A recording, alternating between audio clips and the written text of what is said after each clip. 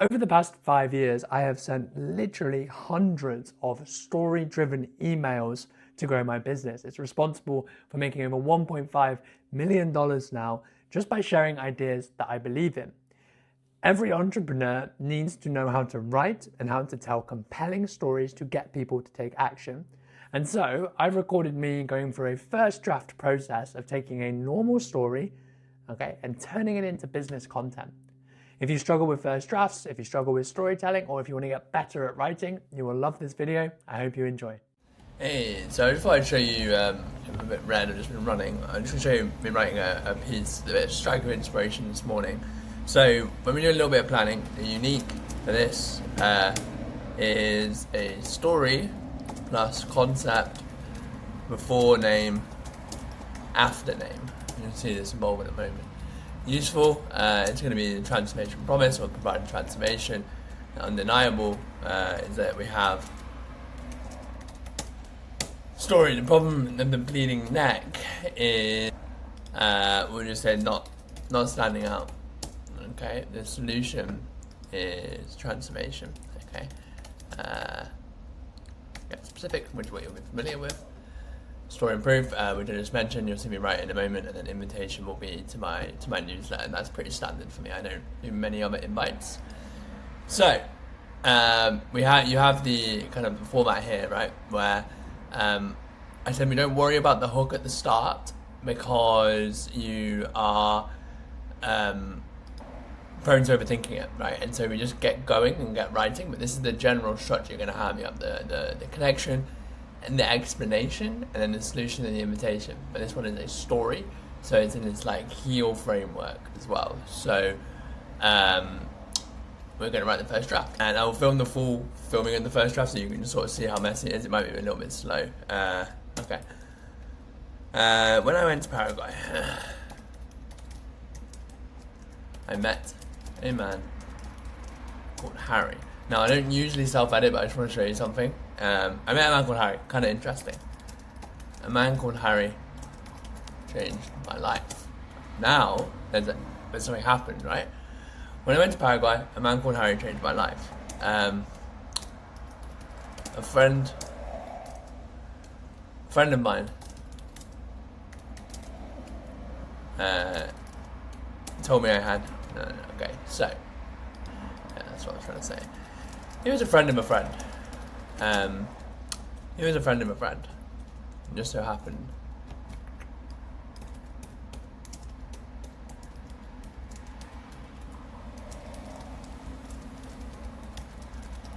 It just so happened to be in the same country. We organised a dinner.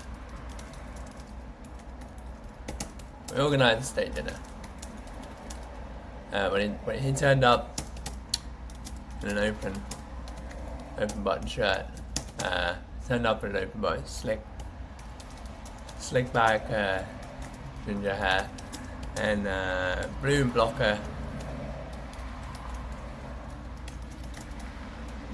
glasses so thick I could barely see his eyes. Okay, so all I've done there, we've got a little bit of description, right, to put you in the scene. But not too much. I'm not being like where the steak place is or anything like that. There's just enough there.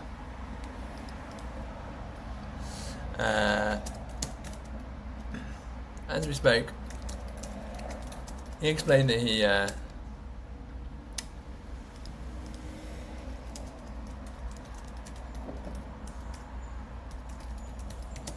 pharmaceutical import-export company.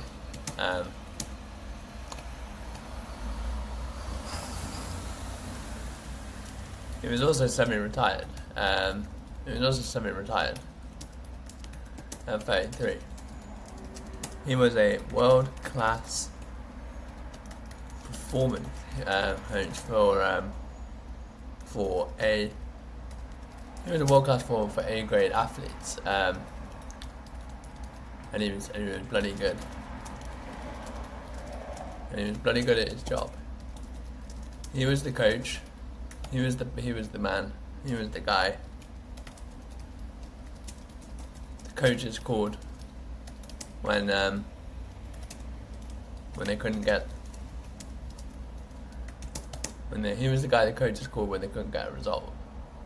And then I just want to, again, try not to edit too much as you're going, but I wanted to finish on the pharmaceutical thing. You'll see why in a moment. Because it's kind of a bit more interesting, right? And I wanted to tee up the next point. And he was, as you spoke, he explained he was starting on pharmaceutical import, precisely the type of guy I wanted to meet in a random country in South America. A few weeks after meeting,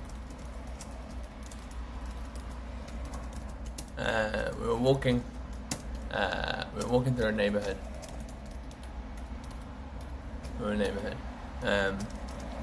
I was limping, and rubbing my hands and neck. He asked me what was up.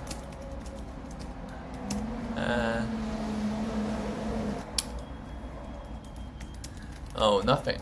I told him dismissively. It's just my sciatica flaring up, and my hands are killing me. My hands and neck are killing me because I've been writing so much over the past 2 months. That sucks. So dialogue is quite good just to move stuff along, but you don't want to like say too much. It's all good, man. Let's say on autopilot. I've dealt with this for over a decade now. There's not much I could do about it. For context, I had a brain tumor at 16 and a broken neck. Obviously, people need to know that. I don't want them to presume that they know this, right? I had a brain tumor at 16 and a broken neck. Since then, my body is brain tumor at 16 and a broken neck, plus 56-degree bend in my spine. My body has been a war zone. I needed 20 hours of operations. My body has been a war zone since. Actually, I just remembered what actually happened in the story. Right, so much. You went quiet.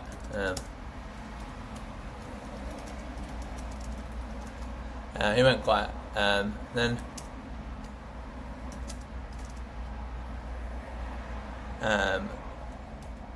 You can see how much I was in pain.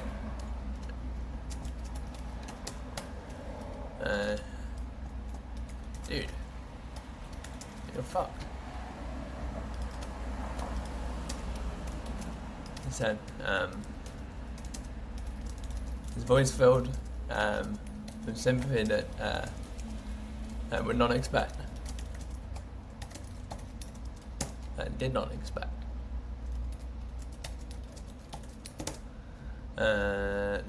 No. It's actually a very good story. So we're getting into it. And it might mean that we trim this down a bit, but pour it all out. Oh, sorry, I thought that was for me. Then he asked a question that changed my life. So we have this like pivot point in the story. Okay, like boom, what have you tried? I stumbled. I stumbled through my answers. I explained thinking almost defensively.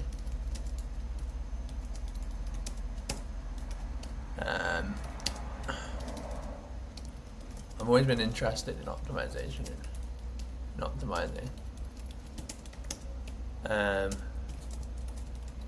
But as I spoke, and then Harry, I'm always been interested in optimization, and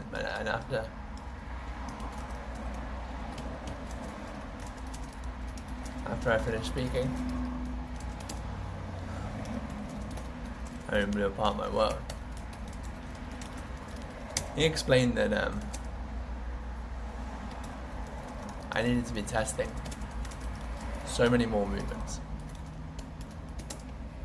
I don't want to make it sound like work, but we'll go for it. He explained that I needed to be testing so many more movements. Said if I wanted to be a world class, and that I needed to take my setup, diet, and that.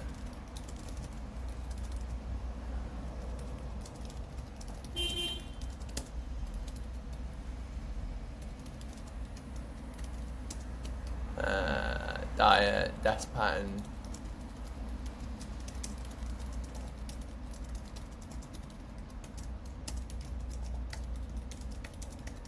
He also told me that I should never be in physical pain. And inflammation will fuck you up. Will fuck you up, and it is terrible for thinking clearly.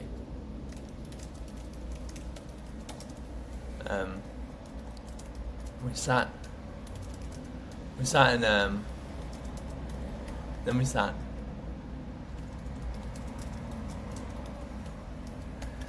on a popular street filled with restaurants. We sat on a popular street filled with restaurants. And so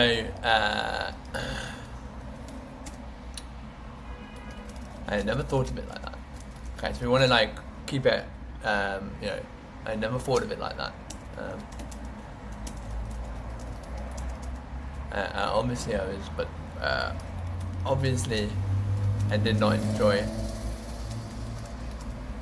being in pain. But when he tied it to what I cared about, it was like a crack had opened. Then we sat on a popular street filled with restaurants, and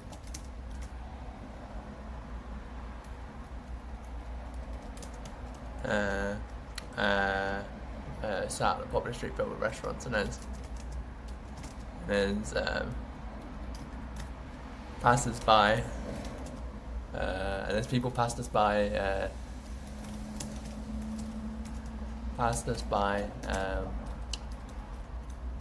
dressed up for Saturday night. Harry taught me movements to help fix, to help improve my body. I was doing single leg deadlifts with rotations. Or he smoked a cigar and encouraged me on.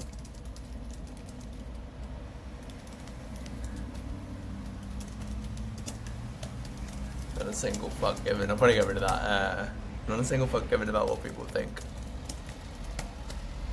And I just like sometimes in storytelling, I just like to go back and read it a little bit more. Here I'll probably mention more about my body has been a war zone since chronic pain. A familiar friend, and I'm not like milking it a lot, but like if you have challenges, people respect it, and it's important that you tell these things, because it's what there's gonna be a lot. Well, actually, there are a lot of people that reply to my stuff like this, being like, "Yo, I've got similar stuff," and it's important. Crack it on. So we sat on a popular street filled with restaurants as people passed us by. As people passed us by, dressed up for Saturday night, Harry taught me movements. I was doing single leg deadlift while he smoked a cigar and could not a single fuck given about what people think. A week later, my back pain, my back pain. I started waking up at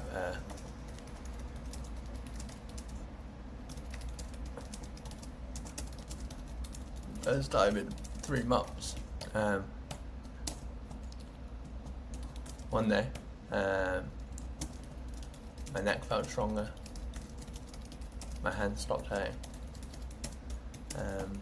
One day, I was eating with Harry, and he asked me if I'd like to go deeper.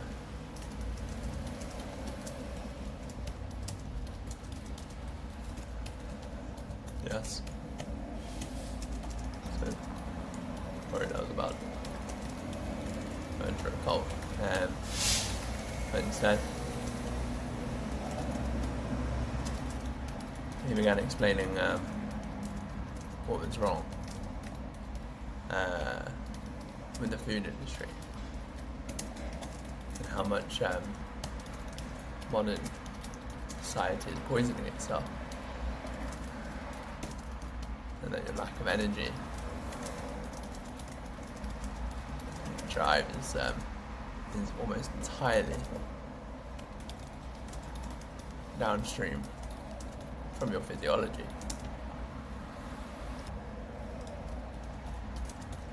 I'd heard this before, only this time I listened, and I implemented his diet advice.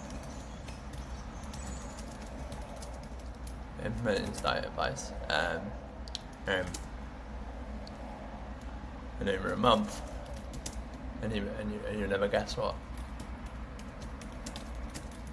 You'll never guess what. He was right again. I thought I was healthy and driven, with my cold showers and constant calorie deficits. Okay, but after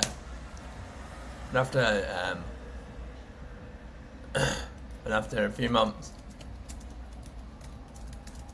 months of Harry's protocol,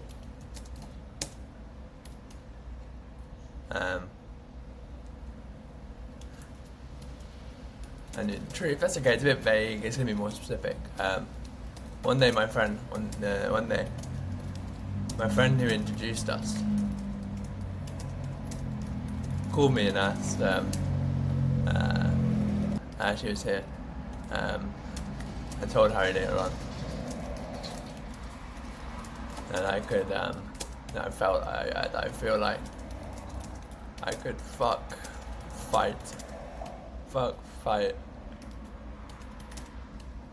I think I can't remember what I said to him. It was like, I feel like I could fuck everything, fight everything, and take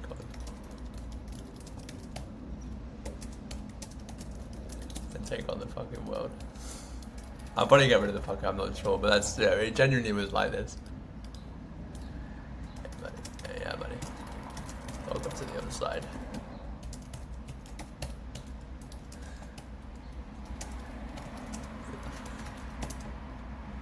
And asked what I thought of Harry. I told him honestly. And joked.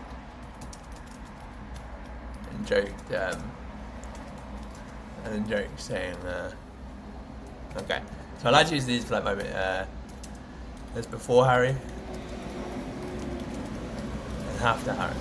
And I like to use these big lines just to stop people. He laughed over the phone. He knew precisely what I meant. Okay, so now we need to get to the point. It's a bit of a longer story. Like I said, we're going to trim it down. He knew precisely what I meant. And now here's like the thing of like why it's important. Harry and I said goodbye after 7 weeks together. But we both knew immediately. We had made friends for life. And I can clearly point out that this guy made a massive impact on my journey. And that, my friend, or we do this, okay, so it's his first name, and it will say your first name. Actually, I'm not going to do it on this one, but you'll see why in a second. And that, my friend, is your job as a writer. 2.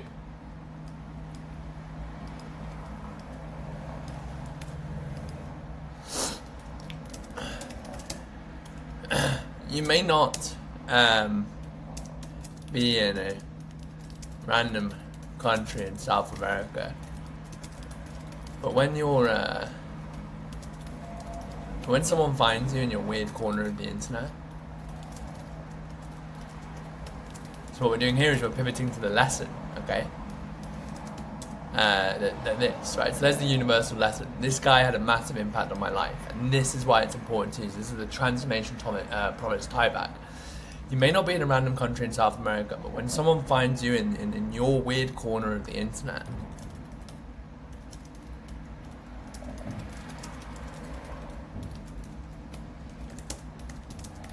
it's your job to change their life. It's your job to change their life. Because they were like me, in pain, tried things before, hoping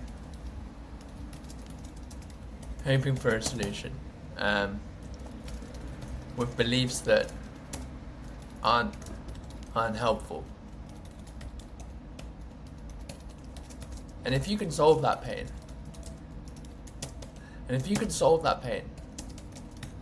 with your way of doing things, and shine a new light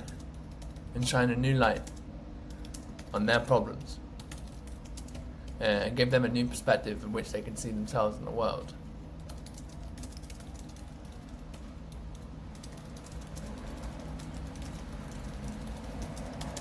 and if you can solve that pain with your way of doing things and give them a new perspective in which they can see the world, and make them feel a little smarter, stronger, healthier, happier, or richer, they will love you for it. I mean, you need them to say, okay, there was before first name and after first name. Okay, that's a really nice fact. Right, and then we'll finish off with, don't just write about a topic. Give them a transformation. Boom. Okay, so that was boring. You saw me just go for it. There's spelling mistakes. It's long, and it's probably not that well-winded. I don't know if I need to say more on the points. That's completely fine. I'm not going to read it now because the temptation is, okay, let's tidy it up. And before I know it, I've used my whole Monday morning on this email, when if I just take a little break, we'll find that it is a lot better, a lot quicker to edit.